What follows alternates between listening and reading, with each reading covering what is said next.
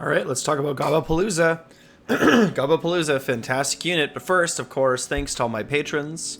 You guys are the real greeds. I don't know. Check out Baron of Dice. If you use promo code MTG, you get 5% off. Might as well, right? Come join the Discord. Best way to support the channel, Patreon. Okay, Gobbapalooza.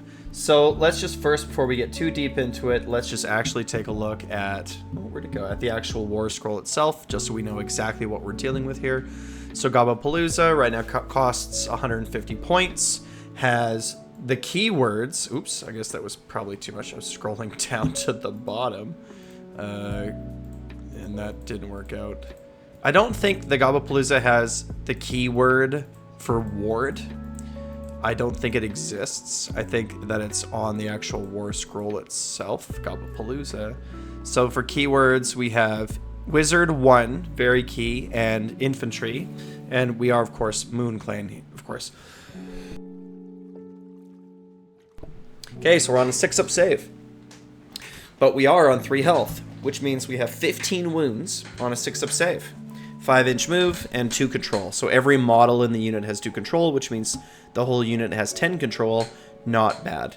The melee weapons, who cares? They don't do any damage. Don't even worry about it. They also have a passive called Hallucinogenic Fungus Brew, which means in the first battle round they have a ward of 4-up, and then a ward of 5-up in the second battle round, and then a 6-up ward for the rest of the game.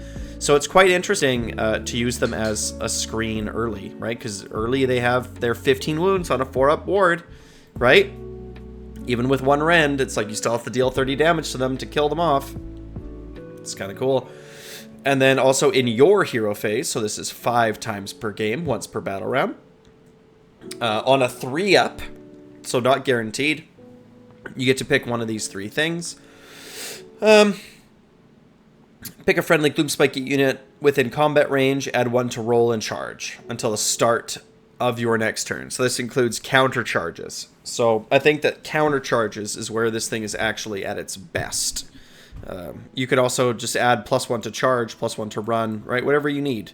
But if you have 6 rock guts and you're looking at a counter charge, it's like maybe this turn you want to redeploy them and give them +1 to charge. And then on your opponent's turn, it's like, watch out for the counter charge. Here I come.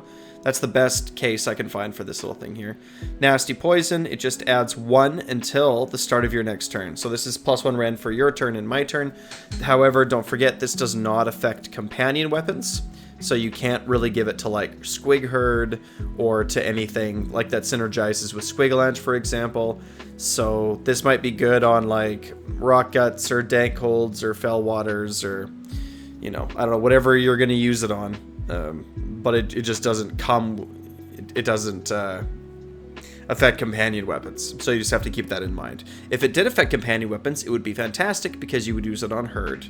You'd give that Herd extra rend, but you can't.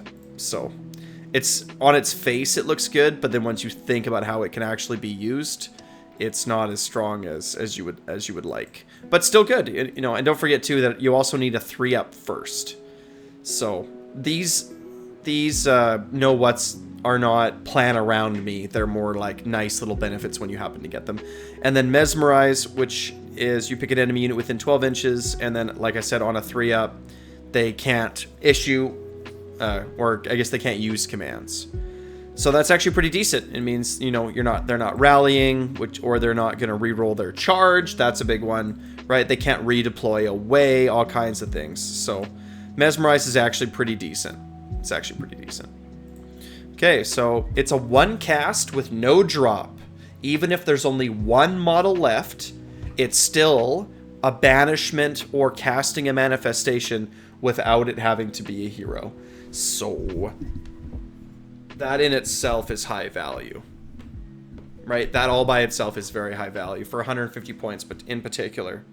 This also means too that if you get to bring 3 of them out of the Loon Shrine if they die, and they still get to cast.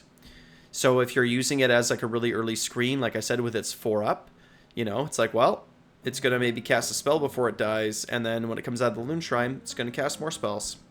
So seems good. Interesting early screen, yeah. Can be brought back through the Loon Shrine. And then the know what's, like, I don't know about the know what's.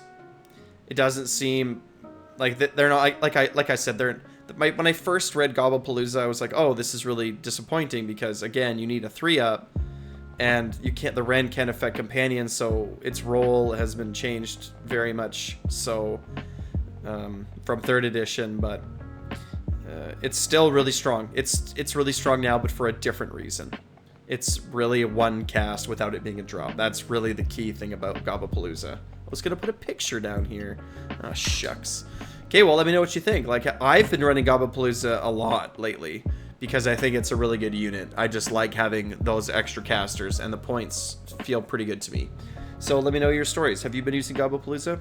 Like, subscribe. Wah.